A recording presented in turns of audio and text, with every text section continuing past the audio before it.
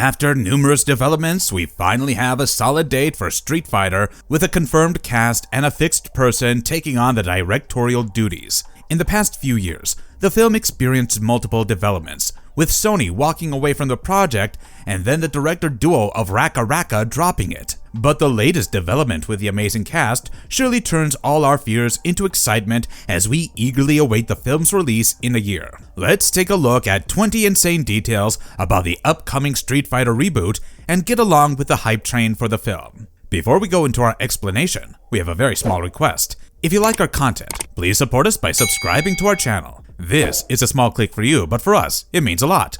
Thank you. Let's begin. Mixed media casting. Ever since the casting for the film was announced, fans have been amazed by the amazing names that have been brought into the project. It's surely a massive variety in casting. Still, the bigger detail is that the cast spans multiple entertainment worlds, including wrestling stars, musicians, and the usual set of actors. From the WWE, we have Cody Rhodes and Roman Reigns taking on Guile and Akuma respectively, while Orville Peck and 50 Cent, both from the music industry, will be seen as Vega and Balrog, while established actors David Dastmalchian, Kalina Liang, Noah Centineo, and Andrew Koji will be doing the heavy lifting as the main characters M. Bison, Ryu, Ken, and Chun-Li. Vidya Jamwal and Olivia Richters add to the global nature of the franchise by taking on the roles of Dalsim and Zangief. The cast photo was surely a crazy mix, and it will be interesting to see how their amazing chemistry pays off with the unpredictable energy they display in front of the camera. Capcom plus Legendary Entertainment. Street Fighter will be part of a 3-year global distribution agreement between Capcom and Legendary Entertainment, with the film being released under Paramount Pictures.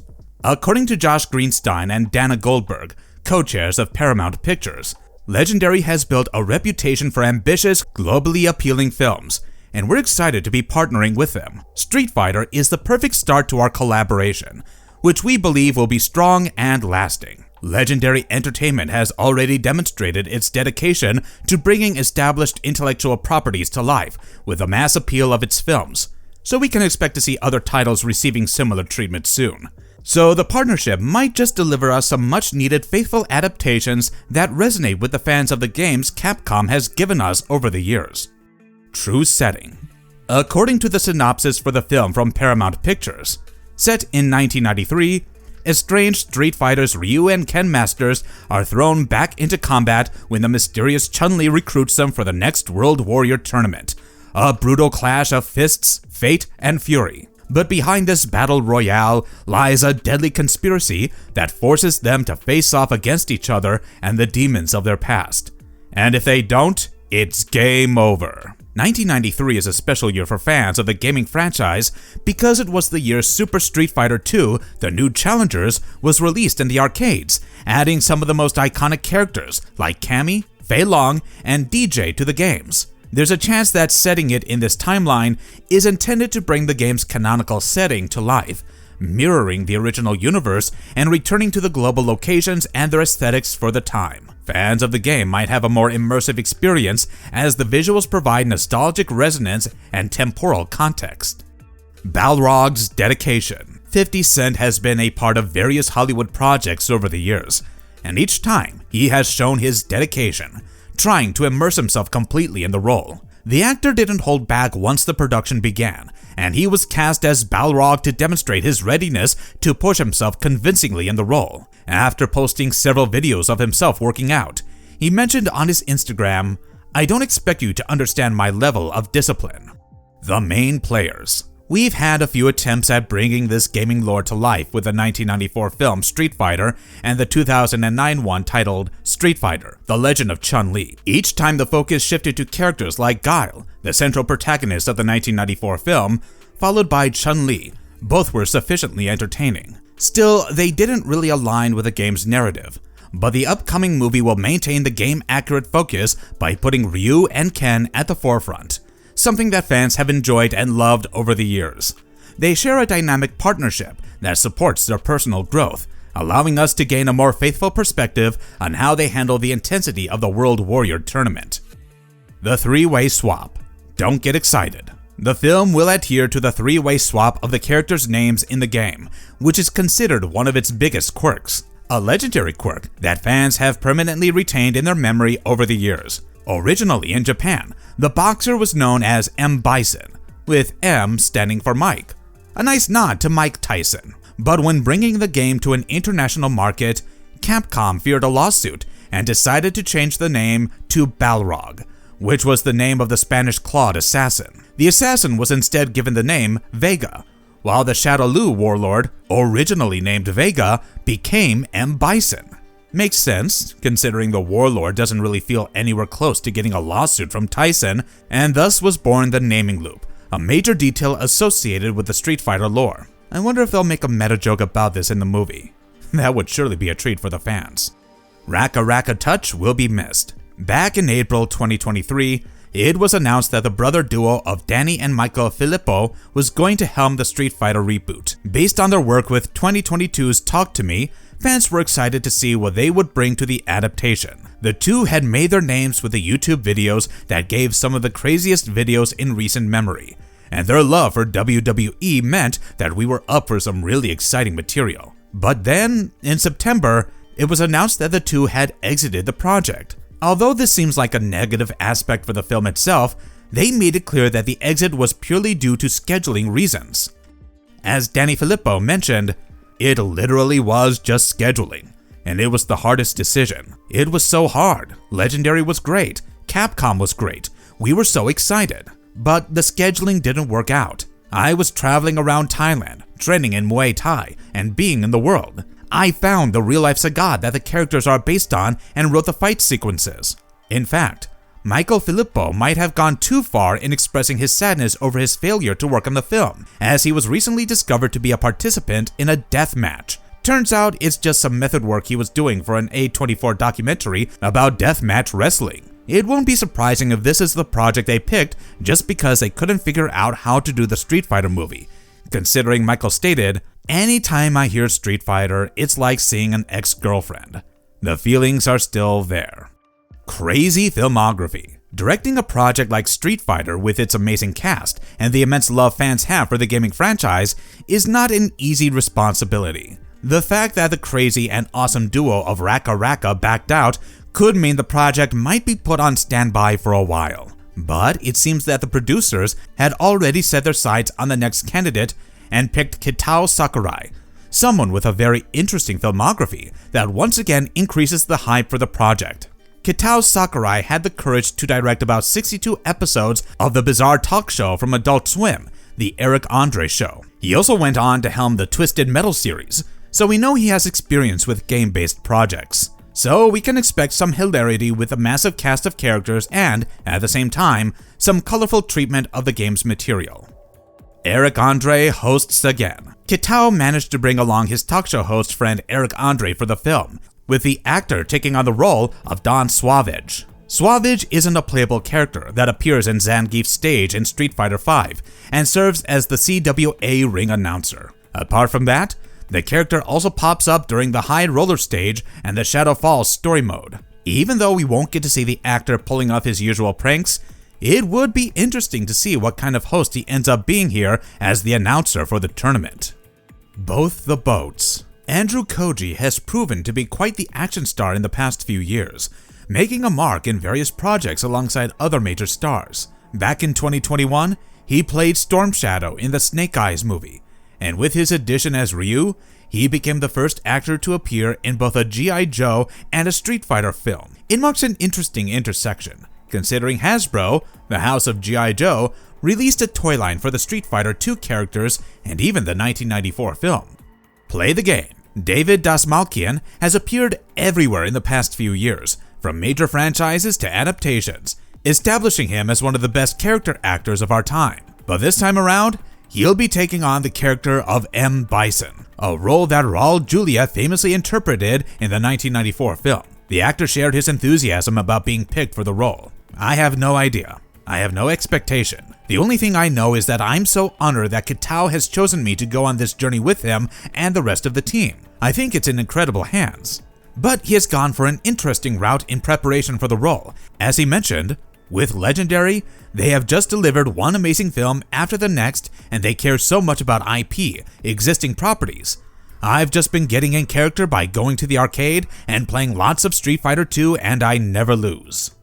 Hibiki is funny. Comedian Andrew Schulz has made a name for himself with his on- and off-screen appearances in projects involving other comedians and the podcast circles, so his being cast in the role of Dan Hibiki was a bit of a surprise.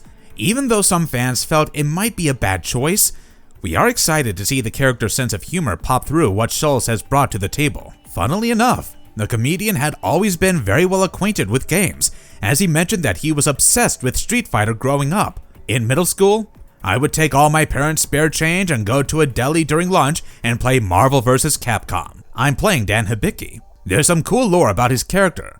They created him in a later Street Fighter game as an insult to a competitive game trying to rip off Street Fighter. The script is really good.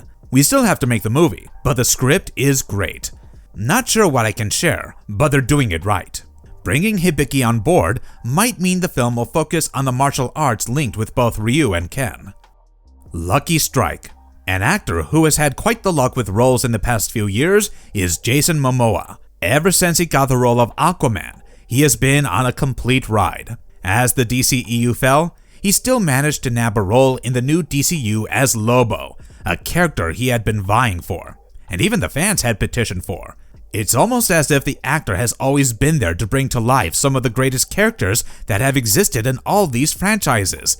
And now, it seems that he has also managed to make his way into the gaming world. Even though he's not a big gamer, the actor stated that the Street Fighter 2 series is his favorite arcade game, and then justified being cast as Blanka by stating, "There's no one better to play Blanka, so that's why I'm doing it. We'll do what the audience would like to see. Practical, CG. We're gonna do our best." The cast is insane. My son and I play it. It's the only game I played. It's Momoa's world, and we're just waiting for him to bring these amazing characters to life with his performance. The Indian choice. Over the years, a variety of names from the Indian film industry, Bollywood, have made their way into Hollywood projects with some rather interesting roles. Often these choices are based on their talent, and other times it's just a major collaboration between the two industries. With the Street Fighter casting, it seems like some interesting moves are being made just to give fans an ideal choice for their beloved characters. But the casting for Dalsim might just be more than that, considering Vidyut Jamwal is no ordinary actor, with his martial art prowess proving that he has more to show than one might have expected. Initially called the Great Tiger, the character's concept was further developed into someone modeled after the Hindu god Ganesh, with the power to extend his hands. The finalized name, Dalsim, comes from a martial artist by the name of Dalsima from the Indian subcontinent. And that's why Vidyut Jamwal might just be the ideal pick for the character. Even though Dalsim has mostly been treated like a side character, the association with yoga allowed him to become someone who helped Ryu deal with the darkness within his soul. So there's a chance we'll get to see some of that potential being used in this film with the casting of the Indian action star. Written off of WWE. It isn't surprising that the fresh casting choices for the film included several names from the World Wrestling Entertainment world. But unlike the celebs from this media who have retired and completely dedicated themselves to cinema, both Roman Reigns and Cody Rhodes have their ongoing careers in wrestling. Once they were picked for Street Fighter, WWE decided to write them off the storylines to give them time to prepare and join the film's production. So when the movie comes out next year, both Akuma and Guile will have a lot to prove for the absence of the wrestling stars. Rhodes does his own stunts. Inside the ring, there are a lot of fans and haters of Cody Rhodes for the various stunts he pulls off, but then the performer didn't hold back any of his WWE skills while working in the film. It's hardly heard that the major actors are doing their own stunts in the movie apart from Tom Cruise, but Rhodes seems to be a fan of Cruise too. According to the actor, "I was adamant that anything that's a stunt, I want to do it. If that requires me being on these wires, I want to do it. If you put another guy in the corner who I know is going to do the shot after, I still want to shot it." Let's hope the Hollywood project shines a whole new light on the wrestler. The Rhodes recommendation. With the wide variety in the cast, it's obvious that we might not know everyone here. However, fans of wrestling might be experiencing their own universe-colliding moment with the appearance of WWE celebs alongside the New Japan Pro Wrestling star Hiroki Goto. Goto is known for his stoic presence in the ring, and it might just add perfectly with his take on the role of Edmund Honda for the film. But did you know that it was a fellow wrestler, Cody Rhodes, who recommended Hiroki Goto's name for the team for the role? Now that's a good friend right there. Roman Reigns channels from experience. Roman Reigns has gained experience with Hollywood projects and, over the years, made a name for himself, with one of his major appearances being alongside his colleague Dwayne Johnson in Hobbs and Shaw. Now, we know that most of these wrestlers might just be used for some rather cool fighting sequences in the movie, but that doesn't mean that they won't get themselves into the process. Roman Reigns had to process through the experience, as he has shared. It was so busy going back and forth trying to get through Paris and get to the point of getting down there. My kids are all in school right now. I didn't get a chance to tap in with anybody. One thing I did do is when I was on Hobbs and Shaw, I was able to absorb everything and monitor and download as much of the process as possible. That helped me a lot when I got down there.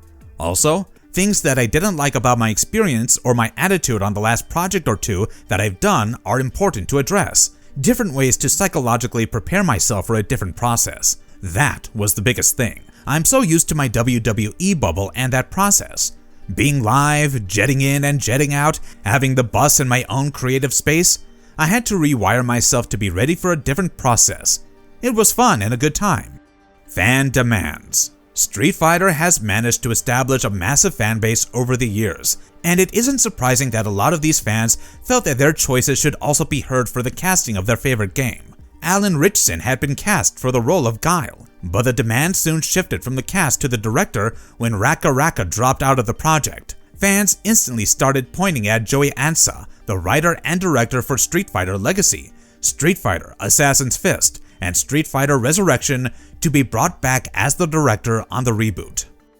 Alternate choices. Based on the casting, it is clear that the team went through an extensive process to determine who was suitable for each role, ultimately reaching satisfactory results. But many names originally popped up for some of the roles in the film, including Adam Scherr, who had been trying to nab the role of Zangief for quite a long time.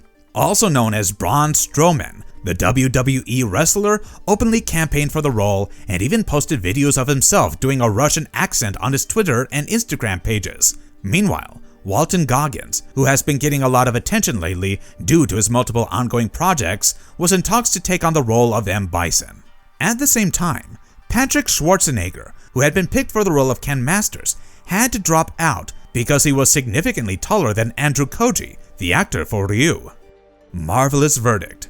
With the lineup for 2026 becoming the craziest year for cinema and franchise fans, Street Fighter might have some interesting competition to face. Surprisingly, the various developments in the past few years regarding the film haven't altered the interest in the project. This event might be equivalent to the upcoming Masters of the Universe film, and surprisingly, Noah Centineo was supposed to play He-Man in the movie before he was let go. With this amazing cast at play, it would be amazing to witness if both these universes ended up colliding at some point in the future. And if you liked our content, don't forget to leave a like and subscribe to us if you haven't already. Have a good one, be safe, and thanks everyone.